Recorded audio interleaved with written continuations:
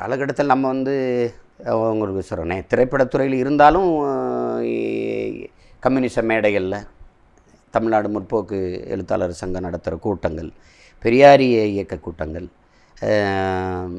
அம்பேத்கரிய இயக்க கூட்டங்கள், அதில் பாமக விடுதலை சிறுத்தைகள் அதோட நேரடியாக அதில் பங்களித்த அவங்க கூட்டங்கள், திமுக இது இல்லை, இது எல்லாமே அப்படியே பேசிகிட்டே சமகாலத்தில் அப்படியே வந்துக்கிட்டே இருந்தது. ஆனாலும் அது அது சமகாலமாக தான் அப்படி இது திரைப்படமும் இதுவும் ஒன்றா தான் பயணிச்சிட்டே இருந்தேன். அது பேச்சை இப்போ நீங்கள் பார்த்தீங்கன்னா ரொம்ப ஒல்லியாக சின்னதாக ஒரு பெரியாரி பணியம் சேகுவரா பணியம் போட்டு பேசின பேச்செல்லாம் இருக்காது. அது இருக்குது. அப்போ இது எங்கே வருது அப்படின்னா, இந்த ஈழத்தில் நடந்த இந்த இனப்படுகொலை அது வாழ்த்துக்கள் படம் முடித்து அது ஒரு வாரம் இருக்குது வெளியாக. அப்போ நான் ஈழத்துக்கு போயிடுறேன், தலைவர்கிட்ட அழைச்சி போயிடுறாங்க.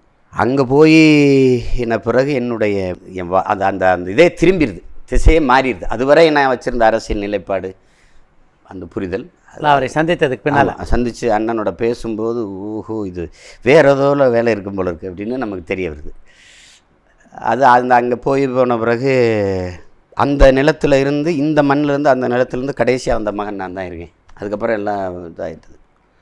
அப்போ எங்கள் அண்ணன் என்ன சொல்கிறாங்கன்னா, ஏதாவது நீங்கள் செய்யணும் அப்படின்னு, பொங்க வாங்கன்னு தான் பேசுவாங்க, ஏதாவது நீங்கள் செய்யணும் அப்படின்னு.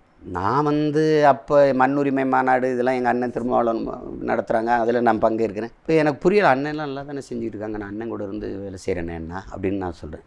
அண்ணான்னு சொல்லுவேன், அண்ணா நான் வேலை செய்கிறேன் அண்ணா.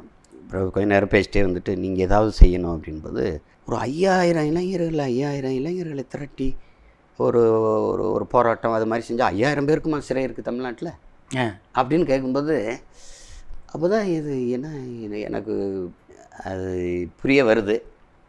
அப்போ நான் சொன்னேன், நான் ரொம்ப கஷ்டப்பட்ட பயணம், ஒவ்வொரு நொடியும் மரணம் இருக்குது, அதில் போர் சூழல் தான் அது. அந்த நேரத்தில் இனிமேல் நான் போய் என்ன பண்ண போகிறேன், இப்போ திருமணமால ஒன்றும் என்ன தலைவரை பார்க்குறது இது வந்துட்டோம், சரி இங்கேயே நின்றுவோம் அப்படின்ட்டு